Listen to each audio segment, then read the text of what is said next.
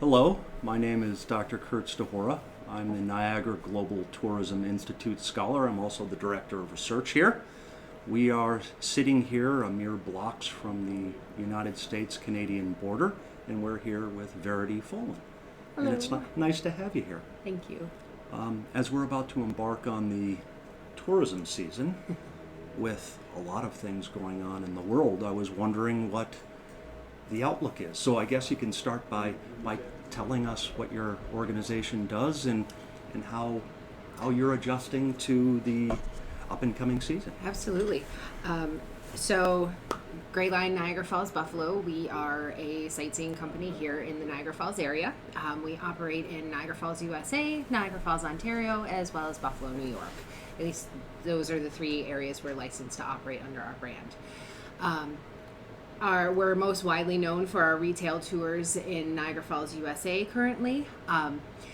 The pandemic has put a little bit of a damper on the Canadian side, but we do hope to see that coming back. As far as an outlook for this summer, we're still anticipating a very good season. Sure. We still anticipate seeing visitors coming to the Niagara Falls, USA side, as well as Canada. Specifically Canada, I do think that there's been a lot of pent-up demand just because they have missed out on 2 operating seasons. So this will be their first season back.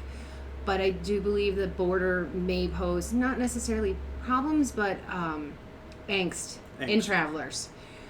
Just because maybe not everybody understands or knows what's expected or anticipated when they actually have to cross that border. Sure. For us over here on the U.S. side, we do have 2 core products that we run. We have a full service tour. It's about 4.5 to 5 hours, and then we have a limited service tour that's roughly about 3 to 3.5 hours. When you start looking at your demographics, and I know numbers and analytics are a big part of your process, where are the vast majority of folks coming from? So because the U.S. side, we are a very strong rubber tire market. New York City, Pennsylvania, Ohio, as well as New Jersey. We're also starting to see more coming from Virginia, Maryland, and some of those southern states outside of our bordering states. Because also Destination USA, they put a very strong marketing push on those specific markets. And we are seeing that return, and that's generally because it's also within a 300 to 500 mile driving radius. Sure. And that's kind of what you'll see as far as people taking road trips. Would you say that the rungs, the traditional rungs, have actually moved out a little bit, so it's no longer a 3-hour or 5-hour drive, when now we're up to 10 and 12-hour drives? Indeed. Yeah, absolutely. I would say that's very accurate, because we've also started to see more coming from more of like your New England states as well. Sure. Which, I definitely categorize into the 9 to 12-hour drive radius. Sure.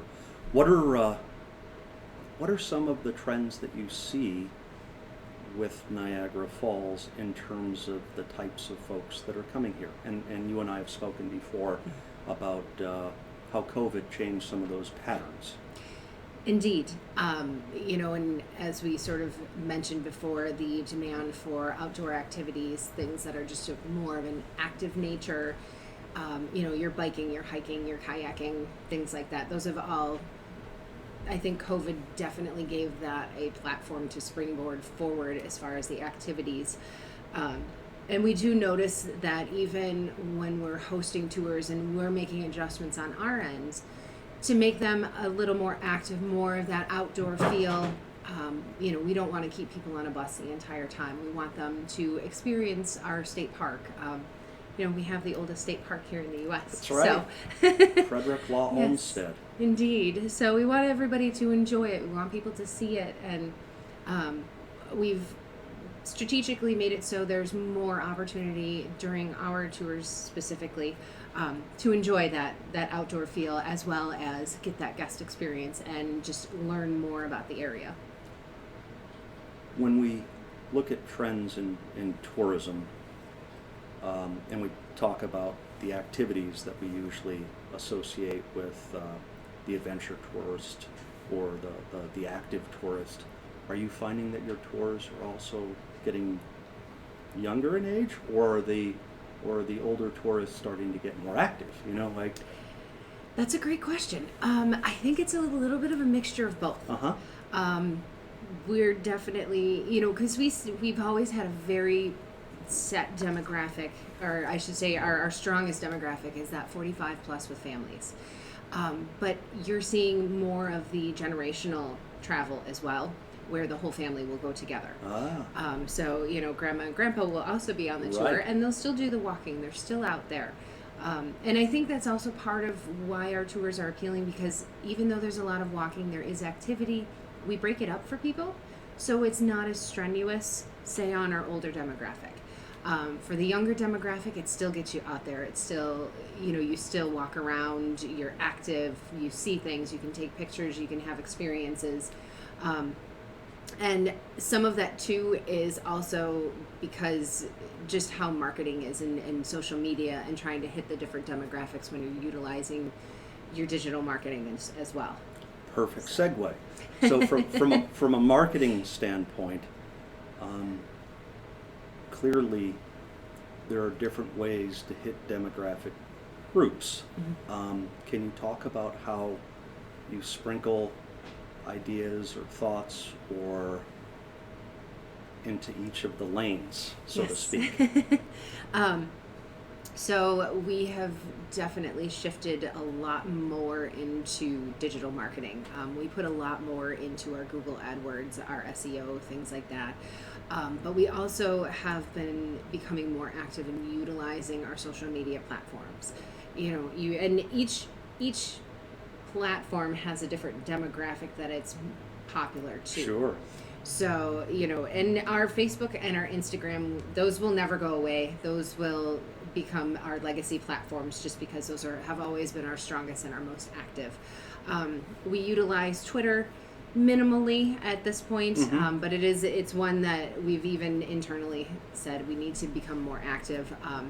And definitely even reaching that very young demographic of, you know, the individuals who use TikTok. Sure. Because we've also noticed that Niagara Falls has become just one of those areas that people are just having fun with, and it's becoming very engaging and interacting. And you can even walk down the path each day, and you can see individuals making TikTok videos, which is fun. Sure. I mean, it's great. So that is actually the next Wave. platform. Yes, that's the next wave. That's the next platform that, you know, will be utilized. We do, you know, we've moved I guess the way we're also marketing from ads used to be very verbose. You used to use a lot of content, a lot of words. Right. And we've noticed over the years that really loses people's attention. Bullet points, but you really want those images and more specific, the videos, in order to capture people, because you really have to hit them more at an emotional level. Right. And make them feel that they have a connection or a want to connect with what it is that you're doing. And the sound, the brief narrative that is associated with TikTok and some of those other things seem to be catering to the younger generation. Yes. and let's be honest, the attention spans are different. Not better, not worse, just different. And the way that messaging gets out there is different. Indeed. Do you think, you know, that New York as a state is also promoting different areas in different ways? So New York City is the most visited state or the most visited city in the country. But there's also a push to say, when you're in New York City, New York is a big state and we have other things. And the Adirondacks have been mentioned, the Finger Lakes have been mentioned, and Niagara Falls is one of those, go see the outdoors as well. Is that affecting things from your standpoint in a trickle-down way? Yes, definitely. You know, we even, because there are Graylines all over the world, there's also a Grayline over in New York City. And we, you know, we've already been in talks of how can we work together? How can we, and we did in years previous. Obviously, the pandemic made a lot of that go away. Sure. But because New York City has so many flights, there's 3 airports right there. It makes New York State so very accessible as well. You can get anywhere in New York State roughly within a 45-minute to an hour direct flight. Right. So which makes Niagara Falls very accessible. It's very easy. The people can even do it in a day, and they can go right back to New York City, which we actually have seen a lot of that over the years. And I think as the direct flights start to come back, we're going to see a lot of that again. Did COVID, it was obviously an abrupt jolt to the to the tourism sector, and it obviously made your organization as well as others look at things differently. Now that we're sort of creeping out of the 2-year adjustment period, do you think there are any benefits that came out of it in terms of your way of thinking? Definitely. One of the biggest things that I noticed just internally with our team is that because we all had to get together, well, virtually, we had to get together and determine what we were going to do, because all of a sudden all of your revenue streams were going away. And it gave people the ability to confidently think creatively and be able to communicate that. Whereas before, someone may have had an idea, we would have, maybe would have never mentioned it. It would have just fallen on deaf ears. We would have never given any action to it. Whereas because of the pandemic, it was, okay, let's just start throwing things at the wall and see what sticks. Sure. So I think it also brought our core team closer together. It forced people to work better together. Even though we weren't in the same room necessarily, we were all on the same screen for hours on end. I think that was one of the biggest internal things that really, it really helped all of us.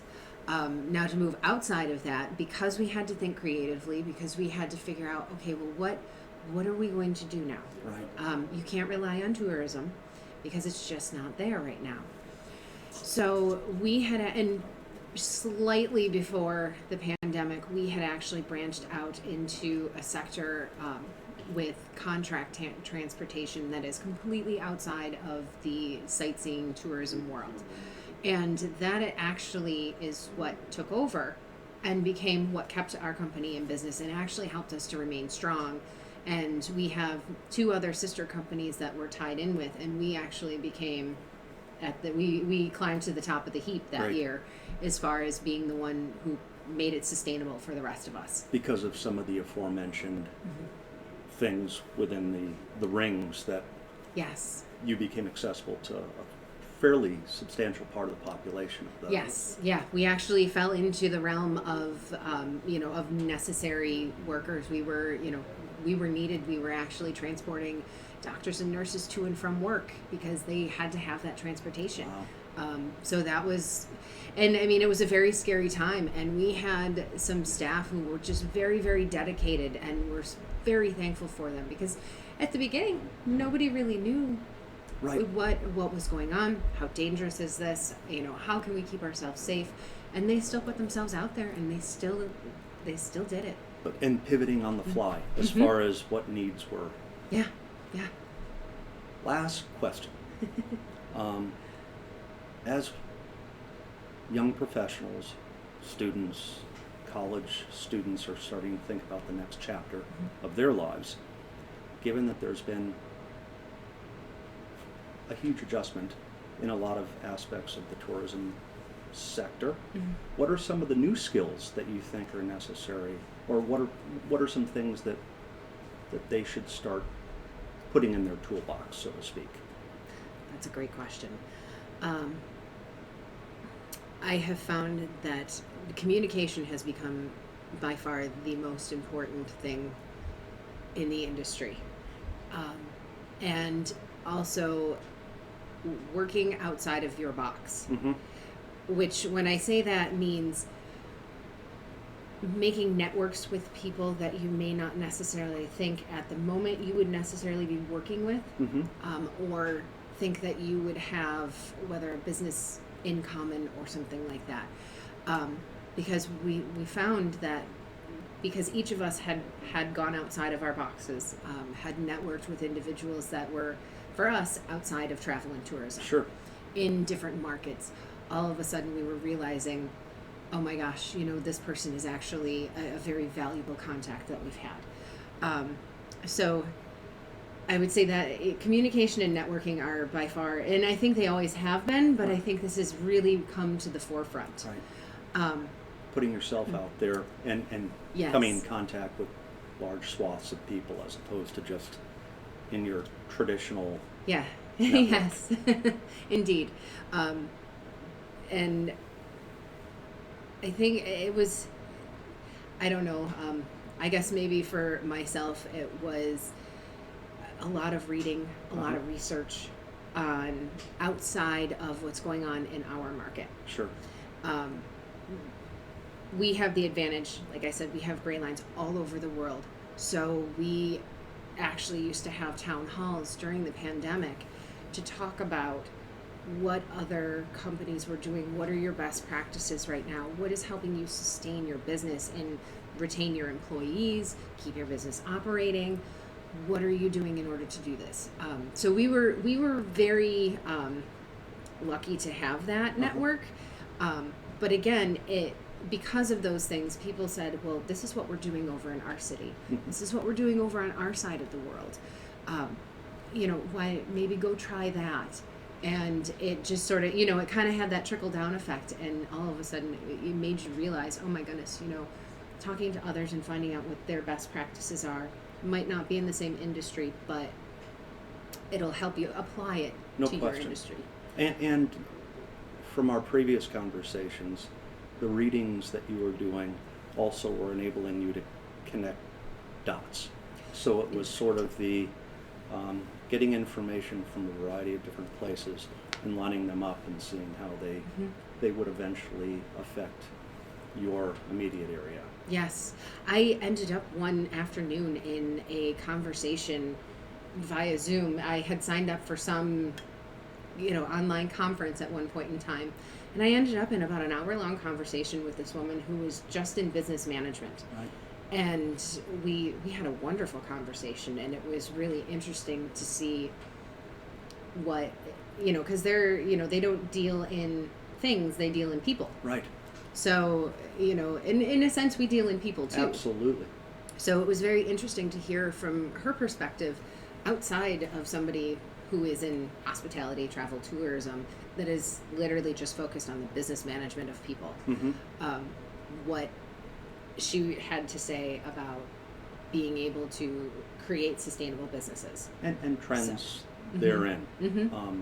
Clearly, COVID has affected the way that people socialize, interact, and I see that as a scholar. Last thing. You've been with this company for a long time, and I know that they've changed their organizational structure. You talked about how data analytics and making sense of data is becoming such a big part of things. Can you just talk about how that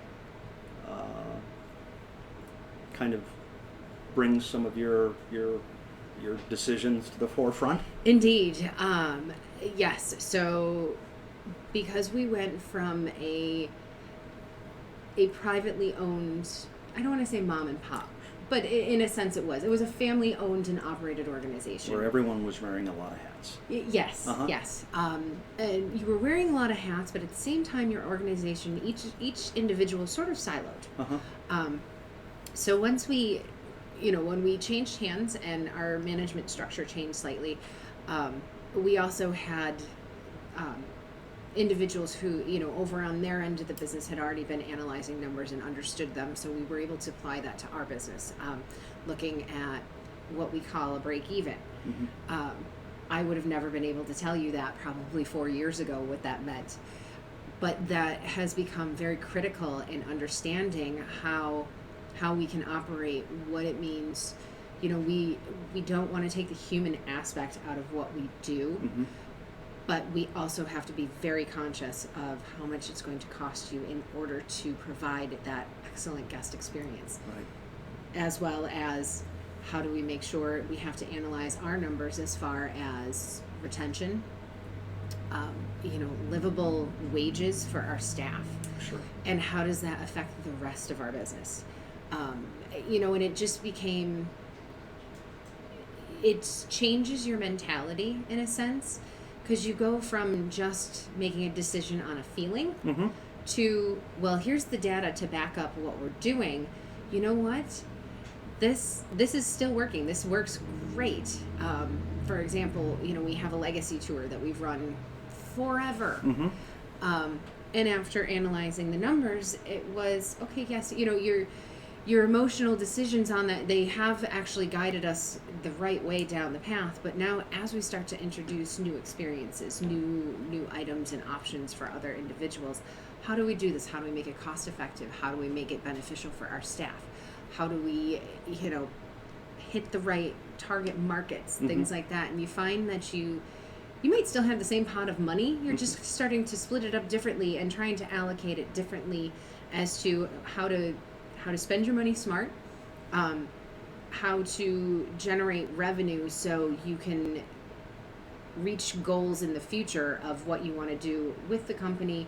And for us, what we want to do with our company is extend visitor stay, create a phenomenal guest experience. Well, we want to do those things, but you have to be smart with how Right. you allocate all of that money. But also, it's been very interesting to find, learn more about your demographics, learn more about the number of people who, I know we have this broader number of visitors that come to our area, but what we're actually taking care of, who are we touching, who are we in contact with, what before they come in market, when they can in market. Mm-hmm. So it changes the And way then you after. think. Yes, yeah, and then the follow up Yep. after too. So it does. It changes your mindset a bit, but it also makes you realize that those emotional choices are still very important, even when you're analyzing all of your numbers and trying to make decisions. I've heard tourism described as a business, an art, and a science. Yes. So that kind of encapsulates all that Indeed. you're talking about. So, well, this was perfect, and this was wonderful. It's great Thank to you. have you here, and I wish you the best of luck in the up-and-coming season. It's certainly, you're well prepared, and you're we hope and you're so. nimble, and you're able to adjust as we've talked about for the last couple of years. So, thanks so much Yes. for being here. And Thank you. from the Niagara Global Tourism Institute, we'll see you next week, and we'll chat with you soon. Thank you so much.